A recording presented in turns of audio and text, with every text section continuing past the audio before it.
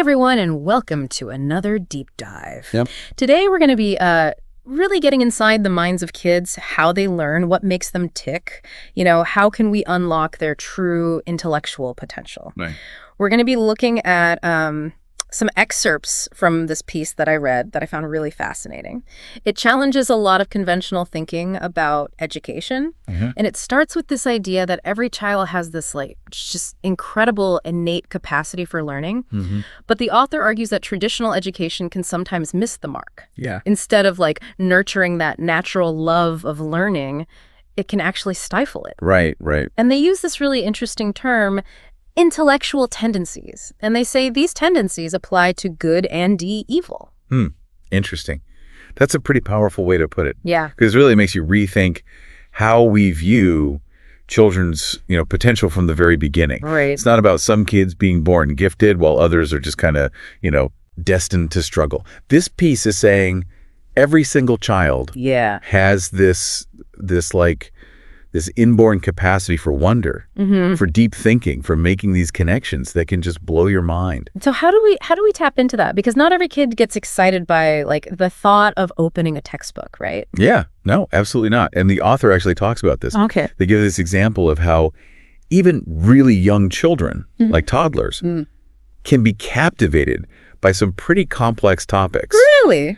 Yeah, they talk about how kids are just naturally drawn to astronomy. It's almost like they instinctively get it, Yeah. like the magic of the universe. Yeah. Before we even learn to read, we're looking up at the stars and asking, what's out there? Oh, for sure. I've totally seen that. I have this niece. Yeah. She's 4 years old, and she's constantly asking about the moon and the planets. It's incredible. It's amazing. It really is. But then we take these kids and we stick them in a classroom. Right. We hand them a textbook, and we expect them to be excited about fractions. Yeah, and that's where I think, this piece really gets interesting. Yeah. It's challenging this whole idea of just force-feeding information. And it argues that there's got to be a more engaging approach, one that embraces storytelling. Okay. Vivid language, making things relatable to a child's world. Yeah. It's about sparking their curiosity, not just, filling their heads with facts.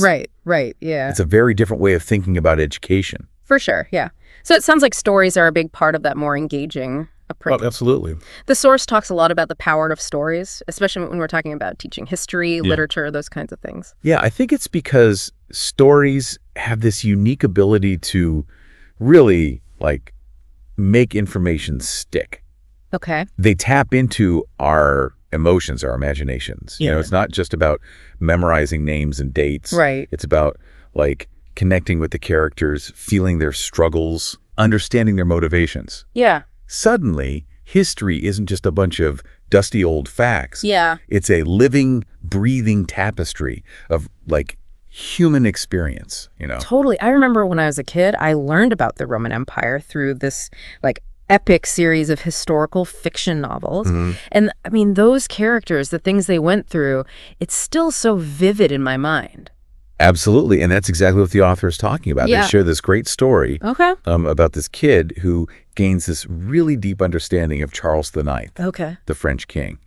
But it wasn't from a textbook or a lecture. It was from a story Wow. that allowed this child to really step into that historical moment. Interesting. Understand the complexities of this king and the choices that he made. It's like those lessons kind of just seep in through osmosis almost. You don't even realize you're learning. You're just caught up in the story. Right, exactly. And this leads into another really important point. The author talks about this idea of what they call mental lethargy. Mental lethargy. Yeah, if we rely too much on rote memorization Okay. and these kind of repetitive teaching methods, we risk, kind of training kids to become intellectually passive. Oh, so we might be unintentionally teaching them to just go through the motions. Exactly. Instead of really engaging with the material. Exactly. And that's the opposite of what we want, right? Yeah, for sure. We want kids who are intellectually curious. Yeah. Kids who crave knowledge, who aren't afraid to, ask those tough questions. Right. Challenge the status quo. So how do we make sure we're doing that? How do we nurture that natural curiosity instead of accidentally snuffing it out? Well, they talk about this concept of incuria. Incuria. Which basically means a lack of intellectual curiosity. Okay. And they say one of the biggest contributors is this overemphasis on teacher talk Okay. and rote memorization. So less lecture, more engaging. But how do we actually do that?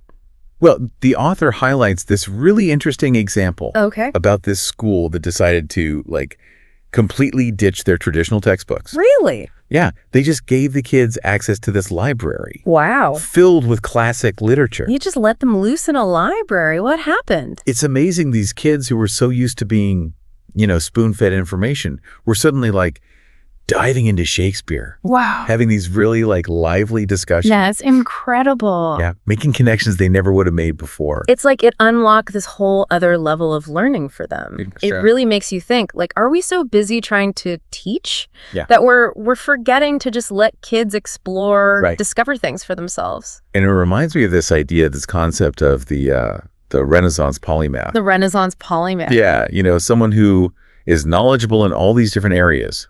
I mean, think about Leonardo da Vinci, painter, sculptor, inventor, engineer, like the list just goes on and on. So polymath, for those of us who might not be, walking around with that term, Right. what does that really mean? So a polymath is basically somebody who's not afraid to, like, dive into a bunch of different things, to be a lifelong learner who has a really wide range of interests, not just focused on one thing. Okay. And so the author is suggesting that we should be encouraging that in kids. A more kind of broad approach. Yeah, absolutely. Because it's not just about, amassing all these facts. Yeah. It's about making connections. Okay. It actually enhances creativity. Interesting. Helps you see things that other people might miss. It's like that saying, if all you have is a hammer, everything looks like a nail. Exactly. Yeah. And that actually leads to another point the author makes that's pretty interesting. They kind of take aim at questionnaires Oh, okay. and standardized tests. Here we go, yeah. Now, before everybody freaks out, they're not saying that all testing is bad. Okay. But they do make this point that overemphasizing testing can actually be detrimental. How so? Well, I mean, think about it. When you're so focused on just getting the right answer, Yeah. On performing well on this test, Right.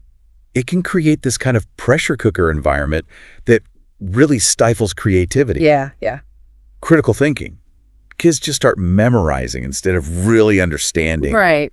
Yeah. It's like at that point, are we really measuring their ability to think or just their ability to memorize? Yeah, it's a good point. It's a really good point. And they have this great analogy. They compare questionnaires to, like, inspecting a child's partially digested food. Oh, wow. It's like we're interrupting this natural process of learning. Yeah. And demanding proof of progress before it's even had a chance to fully develop. Let it digest, let those ideas, like, simmer a little bit. Exactly. Yeah. And that kind of brings us to this final point about Okay. imagination. Okay. And they talk about both the power of imagination, Yeah.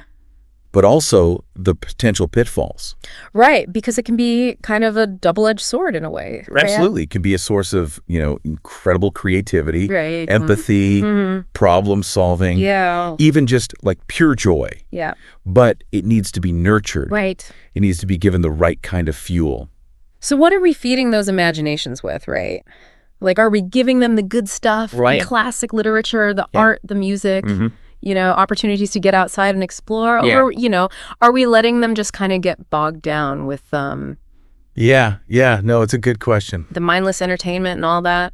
It's a question that, every parent, Yeah, every educator, right. every adult really needs to ask themselves. Because it all shapes how they see the world, these things. It really does. It shapes how they think, how they dream, how they interact with the world around them. It's funny. We were talking about this, and I was telling you about my niece Right. before we started recording, and how she's always asking about, the moon and the stars. Right. And this whole time, I've been thinking, I really need to look at the world through her eyes more often. Yeah. Maybe it's time for a trip to the planetarium, There you go. Sometimes the simplest things can spark a lifelong love of learning. This has been great. It's really got me thinking. Good. I hope it's done the same for everyone listening. Me too. And if there's one thing you take away from today, it's this. Never underestimate the power of a child's mind. Here. Nurture their curiosity, feed their imaginations, and then watch them soar. Beautifully said. And remember, the journey of learning never really ends. Right, not for them. Not for them, and not for us either. That is a great point to end on, I think. I think so too. Thank you all so much for listening. Thanks, everyone. And we'll catch you next time for another Deep Dive.